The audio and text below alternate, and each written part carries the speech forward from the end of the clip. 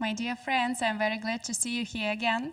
Today is our third and, unfortunately, final meeting between Universidad de Especialidades Espíritu Santo and Sputnik News Agency and Radio, in this academic year, and hope it's not the least our meeting. My name is Anastasia Bychkova. I'm a leading specialist in the International Cooperation Department in Sputnik News Agency.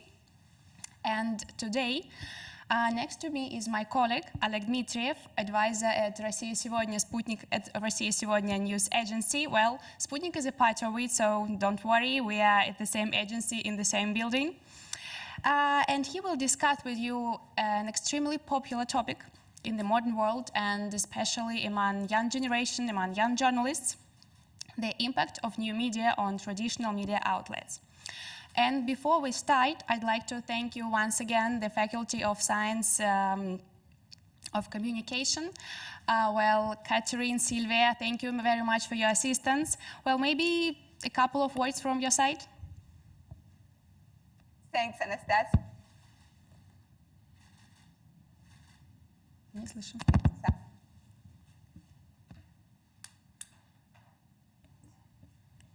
Коллеги, мы не слышим.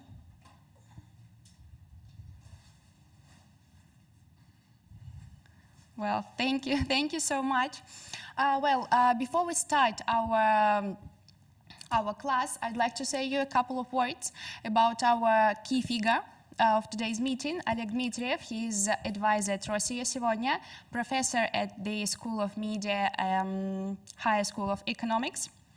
He has worked on regional and federal channels and was a correspondent for CNN's World Report program at the end of the 90s. He headed the journalist training department at the RT television channel, was editor-in-chief of the news service, and then director of global broadcasting of the radio station Voice of Russia in English, now Radio Sputnik. And he is the author of research articles and monographs on alternative media. Yes, just two phrases from my part. I know you have heard about Sputnik, but you haven't heard it in English. So we are a modern international news agency with headquarters in Moscow, and our regional offices are located in the key regions and countries around the globe. Our brand was launched on November 2014. And today, the editorial staff of Sputnik works in more than 30 languages. As for Sputnik newswire services, they work around the clock in English, Spanish, Arabic, Farsi, Chinese, and Russia. And we are here in the framework of Sputnik Pro, an international training program for journalists, journalism students, and press services, aimed at sharing experience with international colleagues and developing international media communications. Dear friends, as you know, it's quite difficult to keep the dialogue alive in Zoom format, so I'd like to ask you a favor. We're here so as to discuss all your concerns related to the topic, to Russia, and maybe to relations between Russia and Latin America. So please don't hesitate to ask any question to the chat or in the chat of Zoom. My colleague, Asa Samoilova, will help me with your questions, and after the Oleg's presentation, we will discuss them. And well, up to now,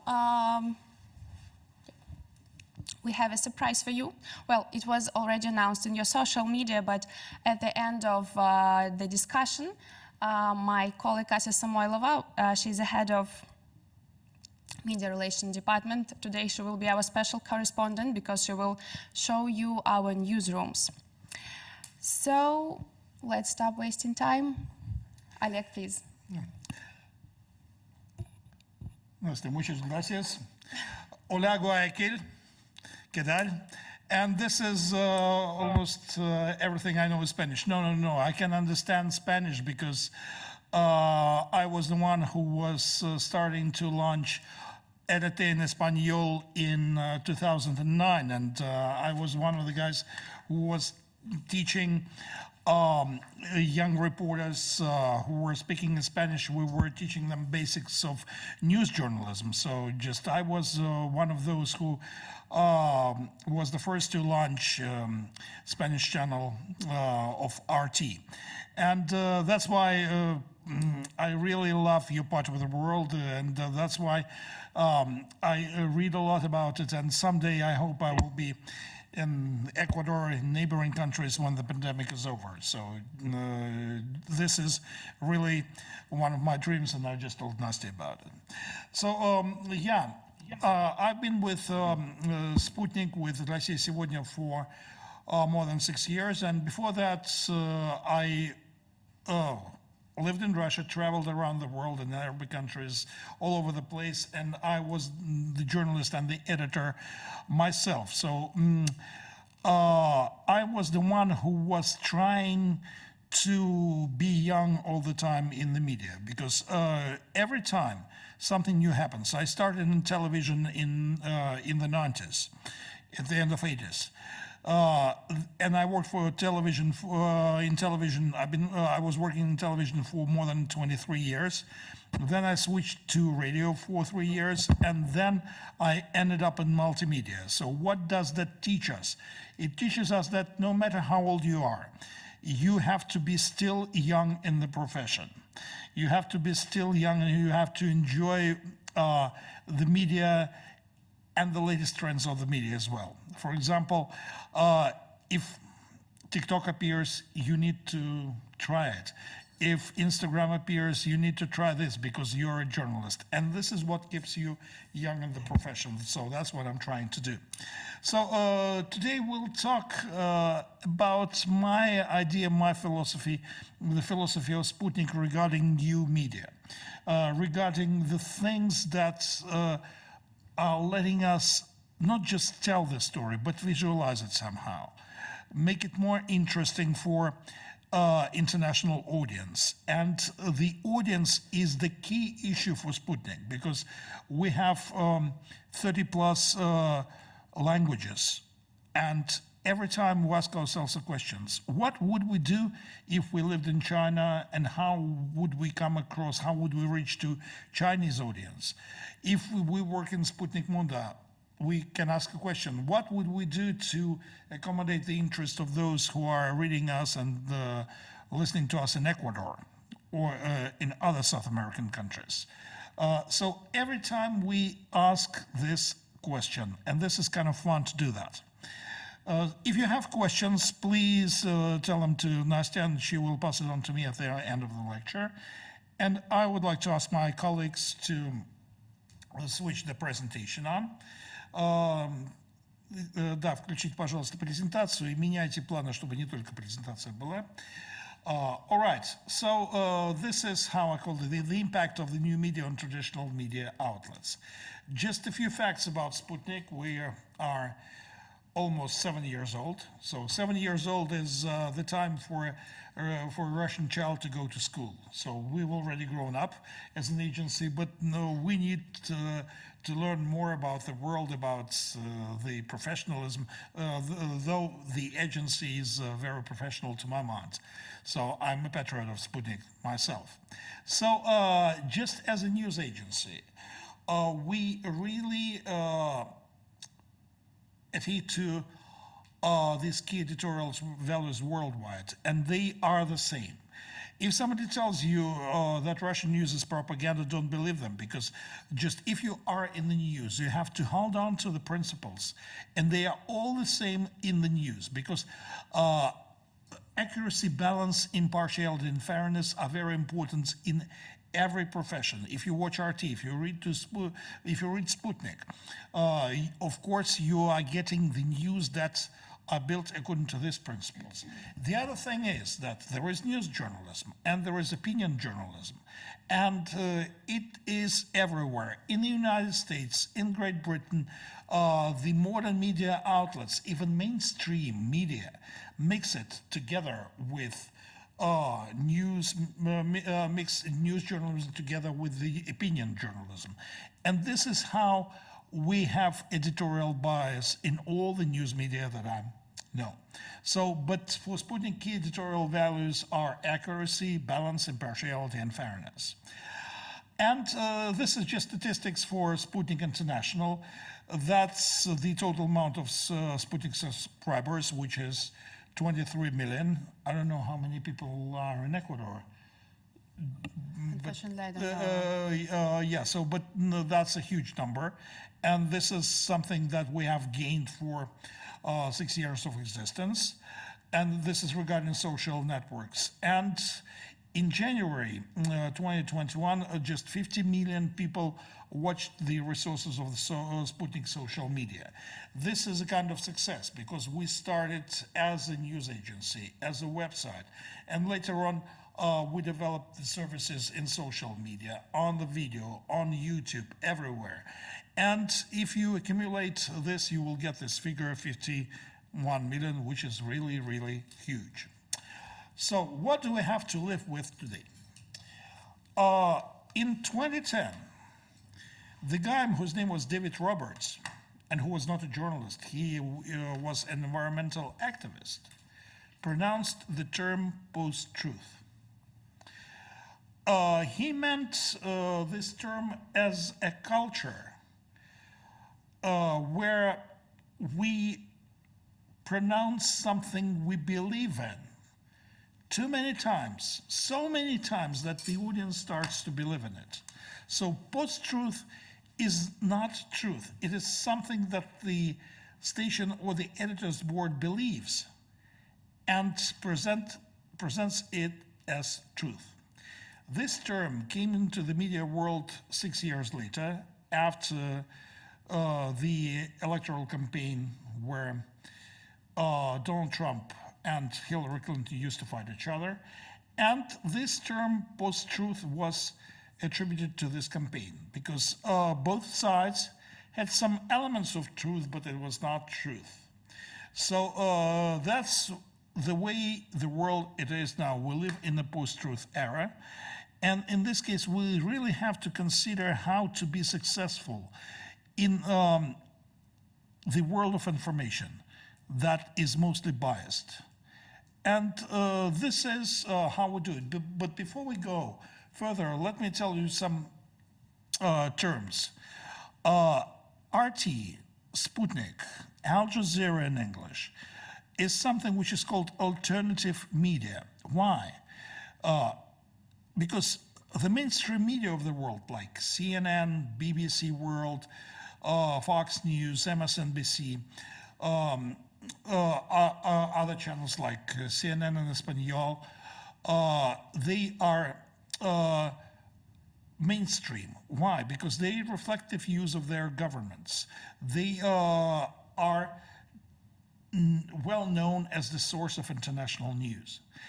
And for the new media like RT, Sputnik, and Al Jazeera, the main feature is that this is the source of world news which broadcasts in English or Spanish from non-English speaking countries and from non-Spanish speaking countries. So we have another view on the world. And the key features of that is that the stories we feed, they are connected with the life of the people, but they do not reflect the official agenda of the mainstream media. There are just lots of things that are connected with critical approach to world affairs. For example, 7 years ago when RT was gaining its popularity, guys in Moscow decided to hold the debates among the third-party candidates in the United States, because the world knows there are only 2 candidates for American presidential elections, and this is not true. There are lots of other candidates whose voice is not heard. So this is what RT did. They decided to give the voice to those who is not very often heard in the United States. So that's one of the qualities of alternative media. And another feature is that alternative media is very well developed, more developed in social media than mainstream. So that's why the things like Instagram, YouTube are very important, are very crucial to get the message across.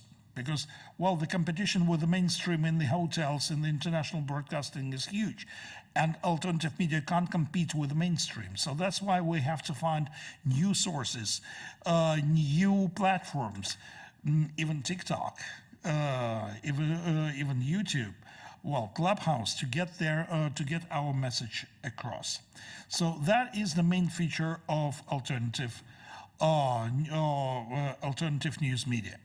So, speaking broadly about the challenges, no matter where we are, on Instagram, on YouTube, on the radio, or on the website, we have to be seen as Sputnik, as one media that distributes the content into the platforms. So that is extremely difficult because you really need to know the audience very well. And you really need to feel it because when it's night in Moscow, it's still evening in Quito and Guayaquil. And that's why our Spanish section needs to know the demands of the audience regarding social media, regarding everything. So that is one of the primary challenges for us, how to mix various media into one.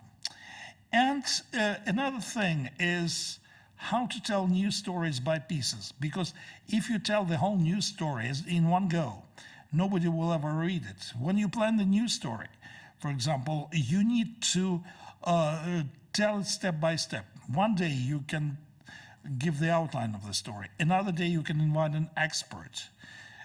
During the third day you can present an infographics, just charts that are related to the story. And this is how we are making people more involved within one story, because this is something that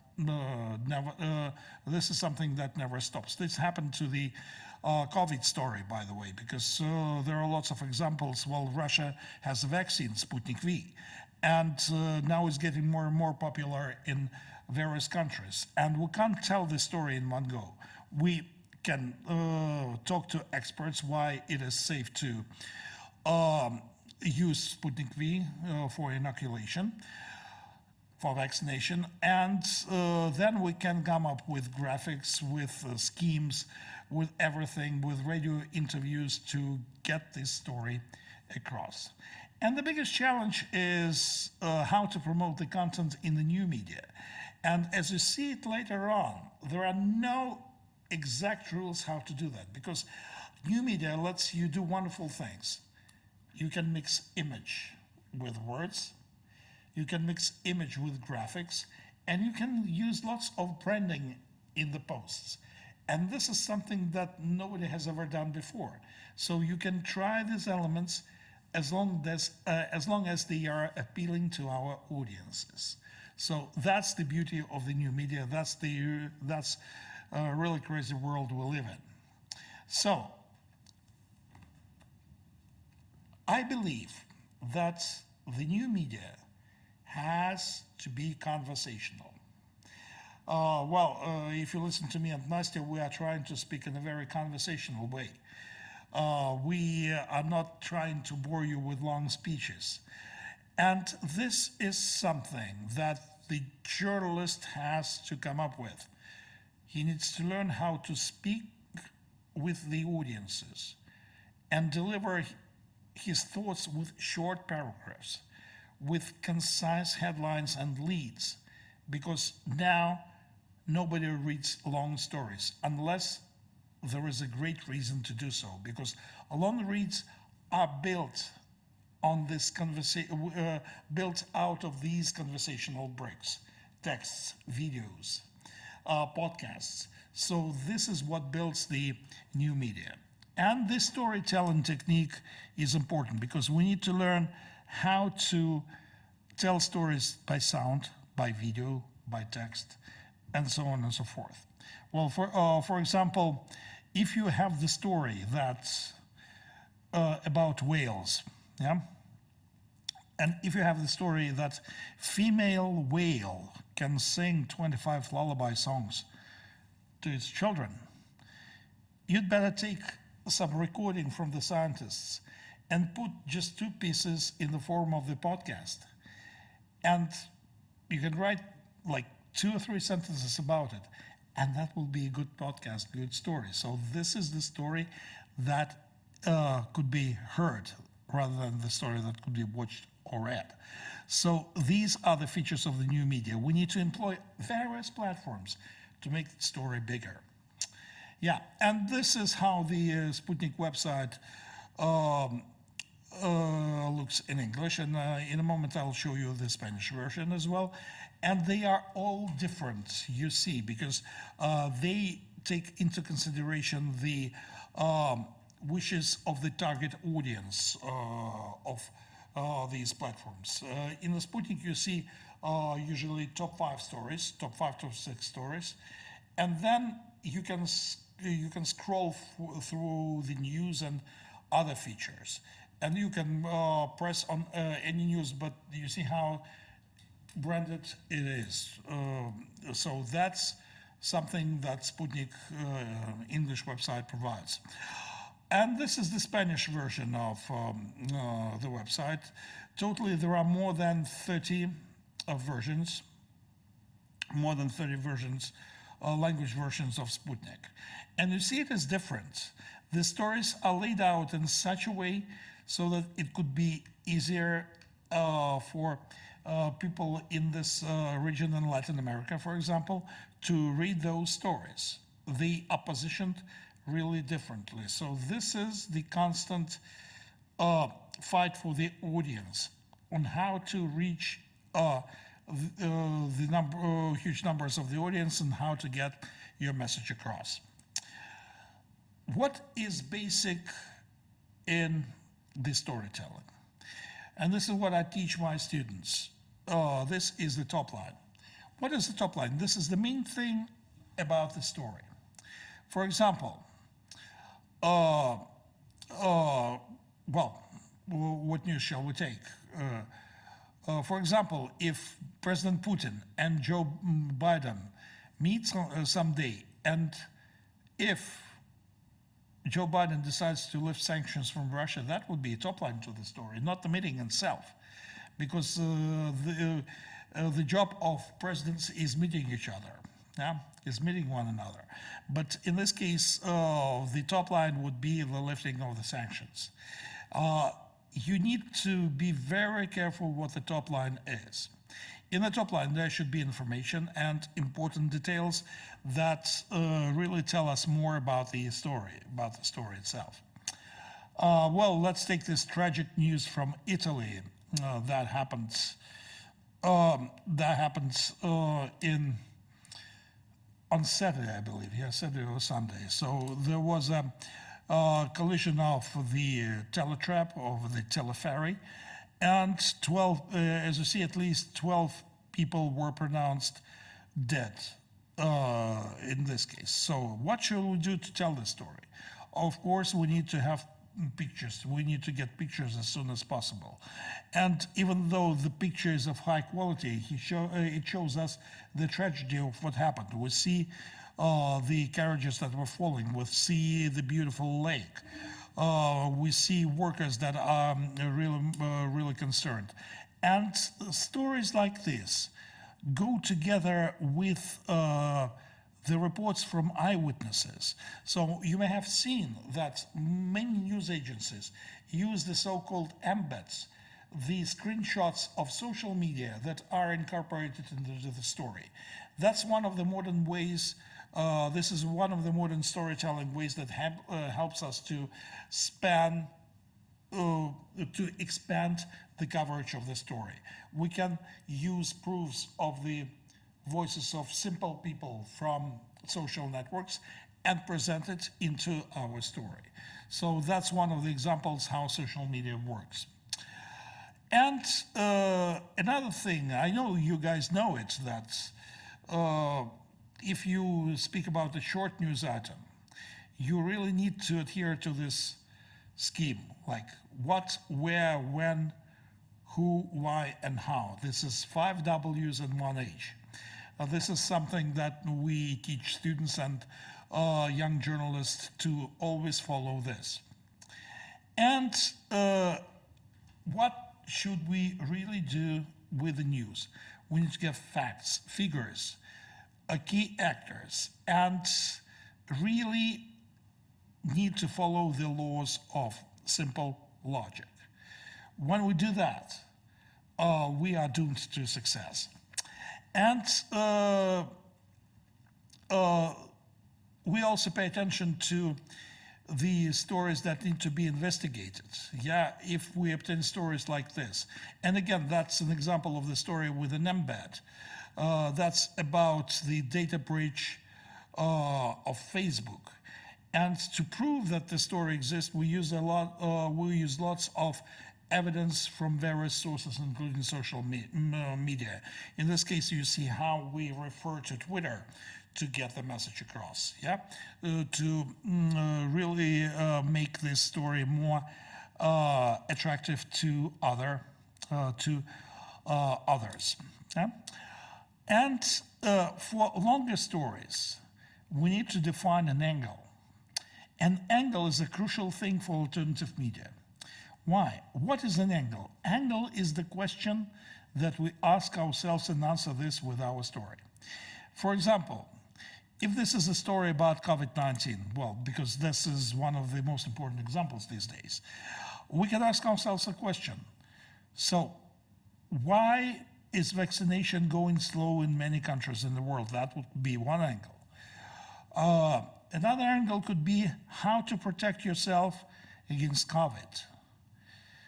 So, another thing, how to change your business if you are affected by the lockdown, by shutting down of all the restaurants and so on and so forth. And are there any successful examples how people overcome it? And number 4, how to stay mentally fit during the lockdown. That is also a very important issue because, well, Russia was closed for like 4 or 5 months last year. We had just only one serious period of the lockdown. But then we had the second wave, which was not that strong. But that is a great issue, and people would like to know more about it. About mental health, about not going crazy with this COVID situation. So, yeah, an angle is a question that we offer with our story. Angle has to be attractive, and the angle has to be different from what mainstream media offer us. Because in mainstream media, nobody cares about Russian position on the affairs. Nobody cares about Sputnik V, though even American scientists proved that is a very good vaccine. So that is the question that we offer with our story. And that's the big art we teach our journalists to do that. The angle has to be unique and has to be different from all the mainstream media. Yeah, for example, that is the story from Sputnik English about double standards of Democrats during elections. And this is portrayed in the form of a podcast. You can press the button and listen to this. And also you see the participants of this program and see the key things that they are saying. So that's very important to realize. So how to choose an angle to the story? That's easy to my mind. Talk about the place, talk about people, and talk about the events in the past. And think what you can use to prove your story with. That's also a big thing. For example, if we take this story about Italy, we need to talk about the place where that happened, how attractive this place is, and so on and so forth. Then we can talk about the work of the rescue workers, and we can talk about the day of a rescue worker. We can show it with videos, just with evidences from these workers. And then we can come up with some graphics or other stories that show the events in the past in this region. Yeah. So what things are attractive for the viewers of international media. Many details that remain unnoticed by the mainstream. Well, in January this year,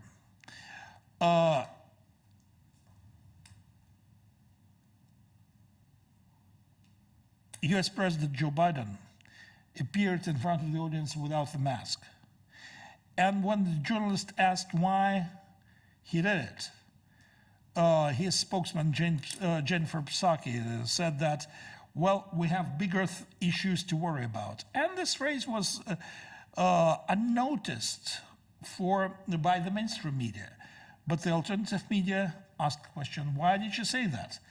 And this is how this small sentence became a big story in the alternative media. And even people in the United States were able to comment upon the story.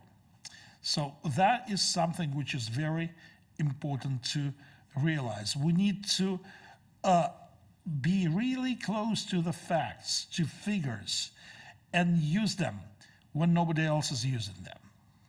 Now, a lot depends on the image. Not long ago, I think it was yesterday or the day before yesterday, it was International Day of the Nurses. And this is what Sputnik International did. He decided to come up with a collection of the photos, of still photos, that portrays nurses the way they are portrayed in Hollywood. So these pictures are like public domain, you can easily get them, or you can easily obtain the copyright to this. And when you put them together, you have a wonderful story, image of nurses in Hollywood. Of course, this is not an urgent story, but this is how you can plan the story effectively. You don't need any words here. You can present the story with images, and the images would be appealing because, well, Hollywood movies is the most favorite pastime in the world, right? So that is how you can easily plan a very powerful story which will gain you lots of viewers, lots of readers. Yeah. Also, the various stories regarding the history. And if you talk to the Spanish audience, one of the key things of the past is the civil war in Spain. That was that involved Russian volunteers who fought for the freedom with Spanish forces that were opposing Franco. And the stories like that could be based on the experience of Russians who were there, and there are lots of archives regarding the issue. So this is why this story from long ago can be very appealing today, because we don't know many facts. Some of the facts are hidden, and when you work in archives, you can find lots of interesting documents. So this is one of the examples how Sputnik Mundo does that. And also, alternative media needs to develop their voice. For example, Iran is portrayed by the United States as one of the worst countries in the world. I've been to Iran twice, and I can't say that. Iran is an interesting and unique country. It is suffering from sanctions, but people are hospitable, and there are even lots of resorts in Iran. Yeah. And when the United States is trying to press on Iran, Russia is always taking the sides that Iran should be given equal ground on the negotiations with the United States. And that's why there are lots of articles connected with Iran, because we treat Iran as a partner of Russian Federation. But you will never hear good words about Iran in your part of the world, especially from the United States. So where is the truth? That's just the way we provide another voice, another opinion to the issue, and that's very important to realize. So another thing is how to be creative. How to be creative in the world that is almost that seems to be blowing up day by day because of COVID and other things. Like, we need to explain our audiences very difficult things regarding the science, regarding the issues that the audience does not understand. Well, if you say the word antibody, that's regarding the COVID, something that keeps you immune to COVID. If you tell this word like 600 kilometers from Moscow, in any township, or if you tell the story in the mountains, in the mountainous areas long away from Quito, for example, well, people may not understand you because simple peasants, simple people that are that might be affected by COVID do not know these terms. And this is our job as journalists, to explain these terms in a thorough way all the time. So that is something to realize. If the story is really difficult, we might find some parallels to the story. Like, exactly 100 years ago, the world was shaken with so-called Spanish flu that really killed lots of people, and the death toll was huge. So when COVID came into action, this is how journalists started to find parallels between stories all the way through the ages. And also, we need to come up with pieces of advice that could be useful to the stories. So that is how we can be constructive and in various ways. Back to social networks. They make our breath stronger, they increase the audience, and the viral technologies are very good and powerful because, we again can speak about the virus in the media, just like COVID-19, because the virus, you never know where it ends up with. We never know the final destination of COVID-19, and we never know the final destination of the media message that spreads thanks to the help of viral technologies and the social media. We never know where it ends up.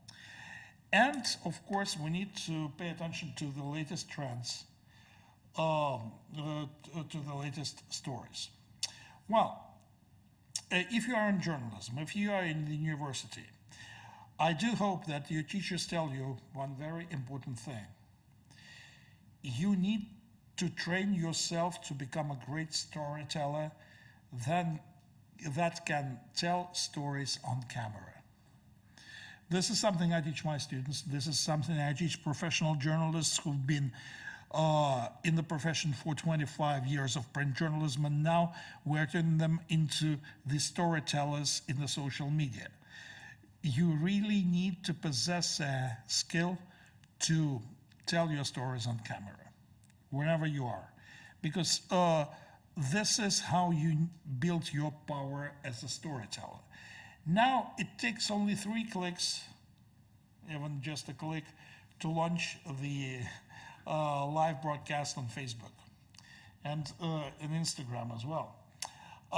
That's why young journalists should use this opportunity to turn themselves into the storytellers. Well, there are lots of people in Russia who call themselves influencers. Who are they? They are Instagram stars, and they tell stories in front of the camera. They can really do it. And I'm proud of the fact that 2 of the top Russian influencers were my former students. And they really know how to turn their story into the big camera action. So this is something you really should possess, this skill. Another thing is the so-called data journalism. The picture you see is the part of the graphics that explain you how one of the Russian vaccines called Vector work, how they fight coronavirus. You see that there is a minimum of the text and there is a lot of visualization of what we are talking about. So the product is very visualized. And this is something that you should teach yourselves. How to visualize the story if there is no visualization. Okay, you don't see the virus. It's small. You see only the graphic representation of this. And every time you ask yourself the question on how to do that, you can really use some visualization techniques that are simple and appealing to the audience. So that's also one of the modern features, to use as many graphics, to use a lot of visualization skills like tables, graphics, pictures, everything. How to tell these important stories with pictures, that's also the primary job of the journalist. Yeah.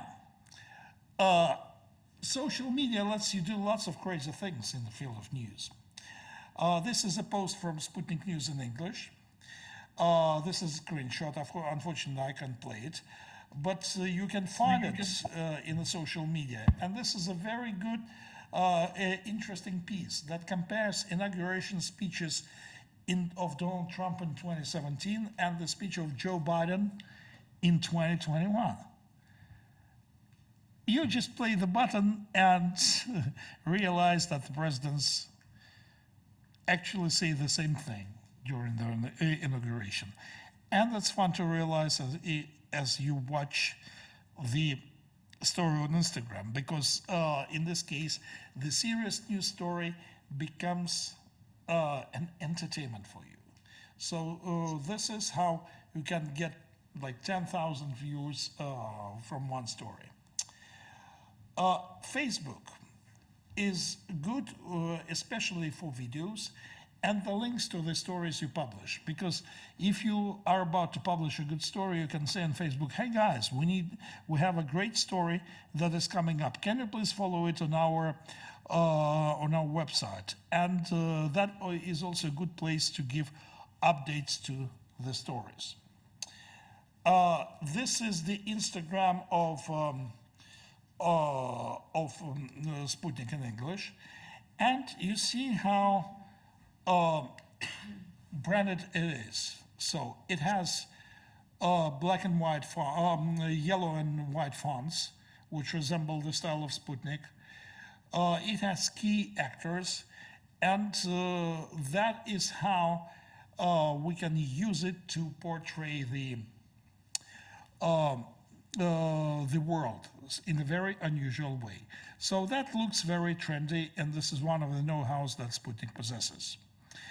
Well, you can pack viral videos, and viral video is viral video everywhere. You don't have to be living in China to watch the story about Chinese bus accident. If it's unique, you can watch it everywhere, in Ecuador, in Russia, in the United States.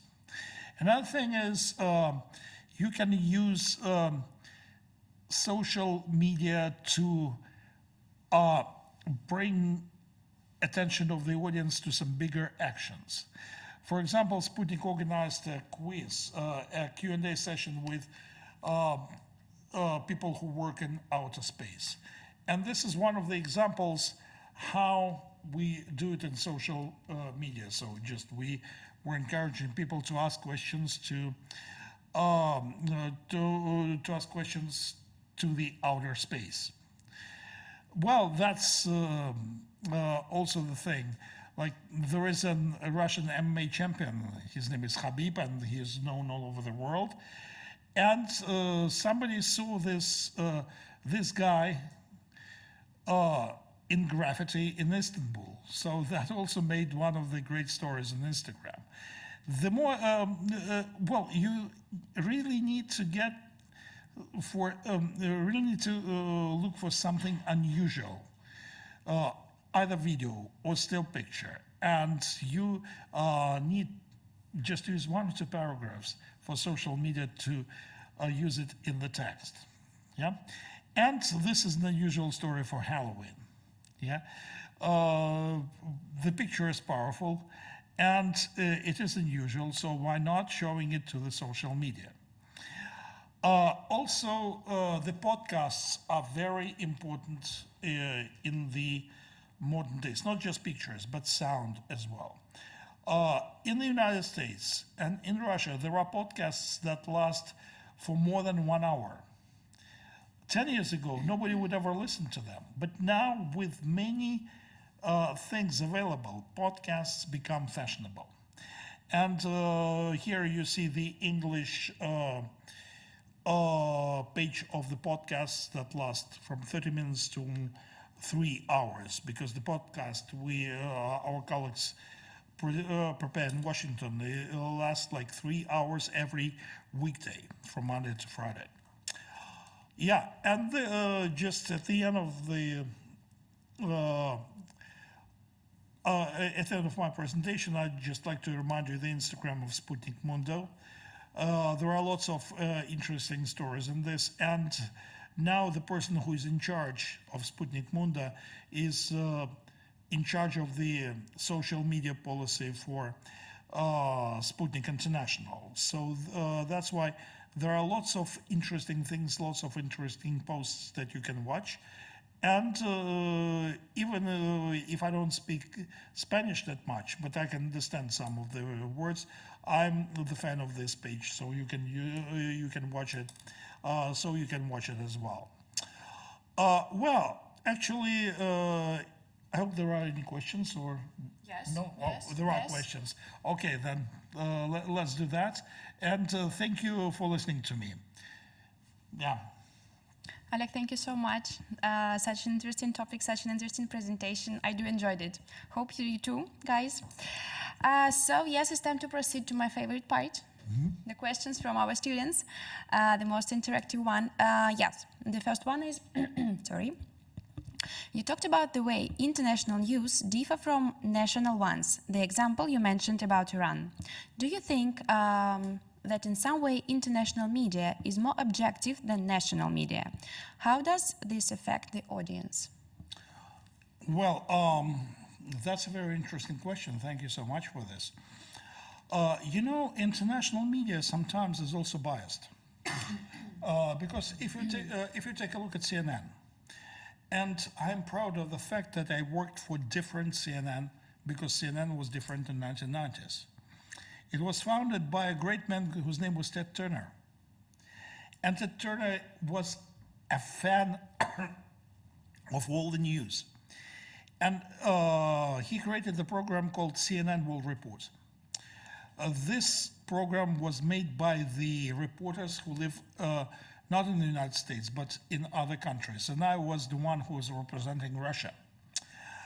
And Ted Turner was so glad when I made a report about Russians being opposed to the bombing of Yugoslavia in 1999, when NATO forces were bombing Serbia and other parts of Yugoslavia. Russians were opposed to this. And Ted Turner was glad. He said, Oleg, that's a great story, because you show the variety of opinions. But then in the year 2000 and 2001, Ted Turner was offered to sell his shares of CNN. And CNN became a part of the entertainment empire, which includes Warner Brothers, Time Magazine, Warner Brothers Television Studio, Cartoon Studio. So can you see that CNN, international CNN, is part of an entertainment empire? So news have become the part of entertainment. They are controlled by big corporations. And the question is, can they be objective? So sometimes international news are biased, and sometimes national news are biased. Sometimes national news can be objective, and sometimes international news can be objective. Well, for example, there are two news channels in the United States, Fox News and MSNBC. And they belong to, so Fox News is a favorite of the Republicans, while many Democrats watch MSNBC. And when you ask the audience a question, where did COVID-19 come from? 80% of the Fox News viewers will tell you that it came from China, from the Chinese lab, which is not exactly true. Do journalists do a bad job? No. It's hard to overcome the beliefs of the audience. If they believe in something, that's very hard to change their opinions. So my answer to this question, that it depends on the situation, that depends on the country. Because if you do national news, you need to really win the hearts and minds of those who will be listening to this and who will believe it. If you do international news, sometimes you need to explain where the country is. So I don't think that international news are more objective than national ones. It depends. Okay, thank you. Well, another question. Some people consider social platforms, social media and messengers as the most reliable sources of information. How can we change their opinion? Well, actually, we can't change their opinion because... But we should. Well, yes and no. I think that we would need to teach those people to verify the information. And here is a very simple way. You look at the post at the social media that says that Joe Biden has 2 Christian infants for breakfast. Mm-hmm. Now, of course, this is not true. How do you verify this? First, you verify the source itself. Is it somehow connected with spreading news? What is the content of this social media platform? How do they know that it's true? Do they have any sources in the White House? Probably not.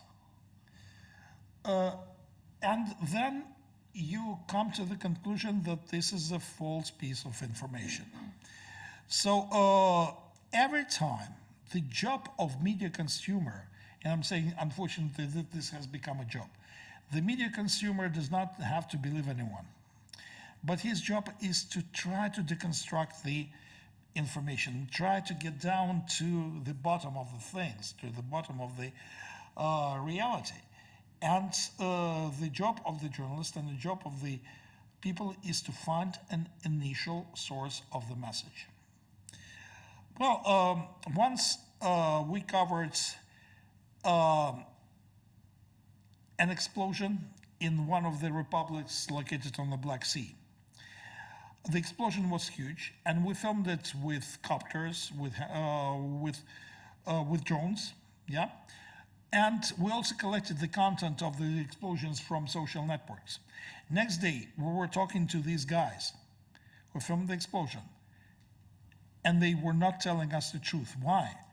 Because they were really mixed up. They filmed it, and then they exchanged their opinions with others.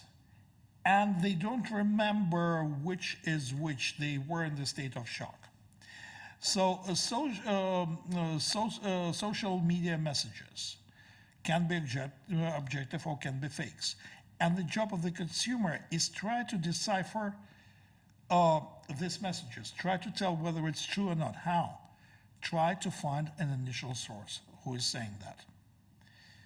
A couple of years ago, one Russian channel reported the death of Pelé.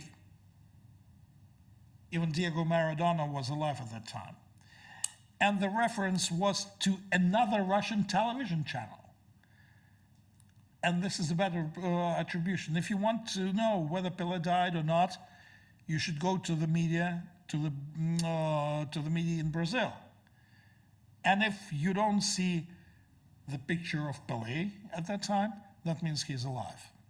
So every time you need to look for initial source of information. And this is the way to overcome lies in the social media, to my mind. But it's the most difficult part to find the initial source, no? Oh, yes. That's the most difficult part even for the journalists. And this is what we do in Sputnik. Because every time you plan a news story, you ask yourself, where does the information come from?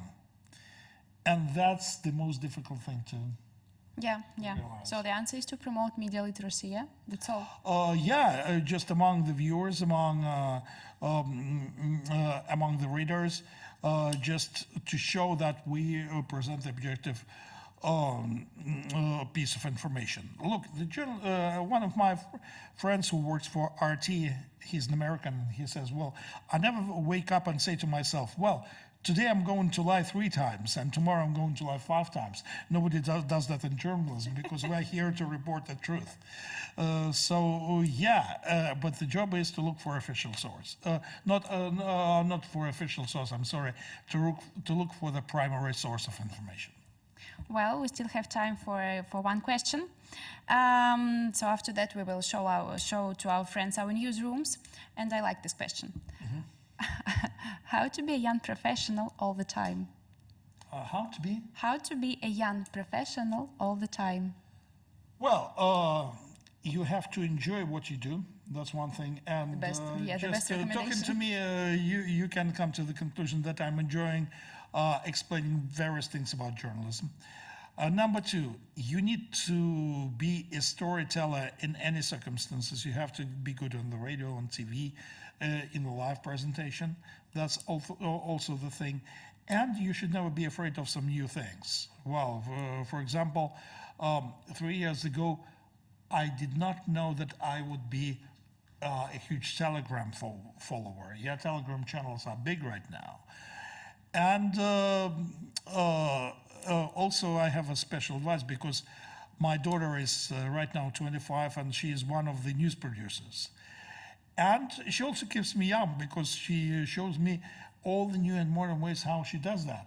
So at least I have the daughter with whom I can talk and discuss professional things. And she also keeps me young in this respect. Yeah, great opportunity. Thank you so much. Well, our special correspondent, Asya, where are you? She should be in our newsrooms. Yeah, and what we're trying to do right now is to show you one of our newsrooms through the, and this is Asya. You can see her. Yes. Hey guys, I'm in a mask because we're working from our office, but I still need to wear a mask if I'm not on my working space. So here, we're at the heart of our agency, and I will try to show you our 2 biggest newsrooms. So here we are. I hope that you see everything well and that you hear me well.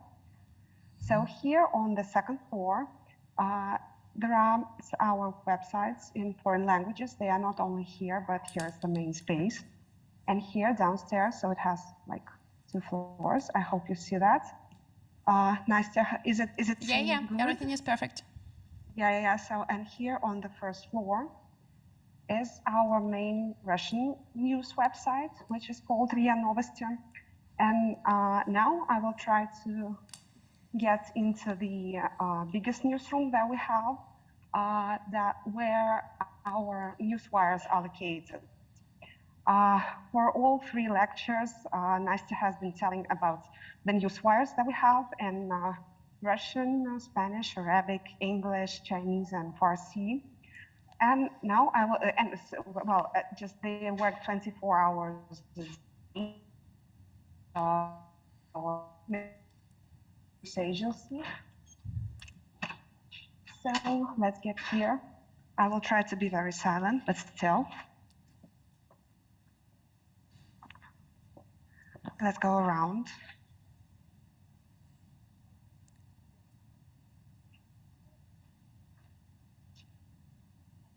So that's clean. Can you see that? I know.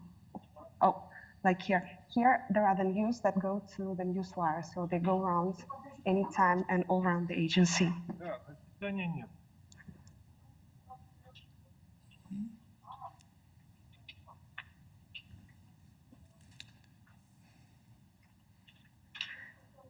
So here we are. You see that the work is normal and everyone is very active. The journalists work in shifts, so there are people here in all time of the day, in the morning and in the evening and at night. So these are our main newsrooms, and I hope that was interesting. Thank you. Asha, thank you so much. So hope once, guys, you will have a chance to meet us, to come to Moscow in the framework of Sputnik Pro project, but in presence. And you will have a chance to see our newsrooms. So I think up to now that's all. Yeah, we have discussed all the questions. We have told everything that we know. Thank you so much. Muchas gracias. Well, I'd like to thank all of you guys, all of you students, the professors, University of, Universidad de Especialidades Espíritu Santo, Academic Director Catherine Calera, the Dean Dani Barberi, Silvia Paveda Benitez. Well, unfortunately, I don't see her, but I know she's here. So, without you, we will never have this unique, amazing opportunity to celebrate these international conferences, to meet each other, to interchange of ideas on such important and actual topics. So, Catherine, a couple of words from your side. How are you? I don't hear you. Можем слушать? Коллеги, а можем звук прибавить немного или что-то с этим делать? Может, пусть микрофон включит.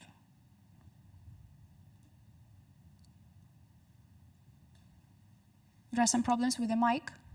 Is it on?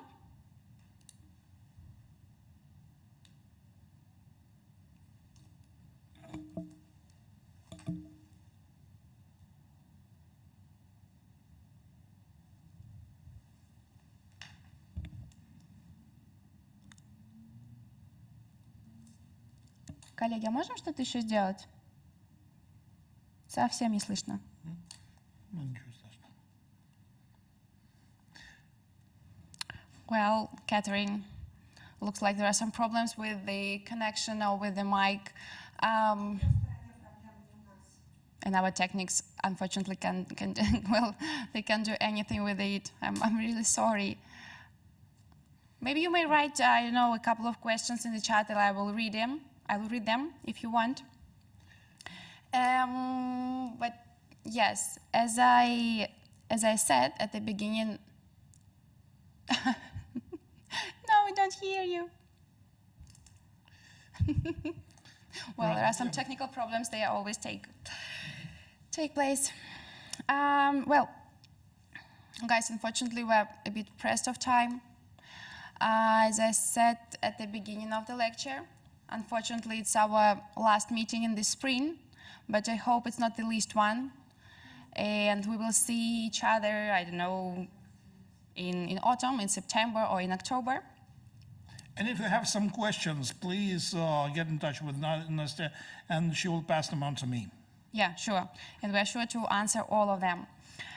So I hope all you heard here, in the framework of these conferences was interesting for you, and you will have a chance to use it in your studies, in your future career, and hope to see you once again very soon in the nearest future. So we wish you success in your exams and hope to see you soon.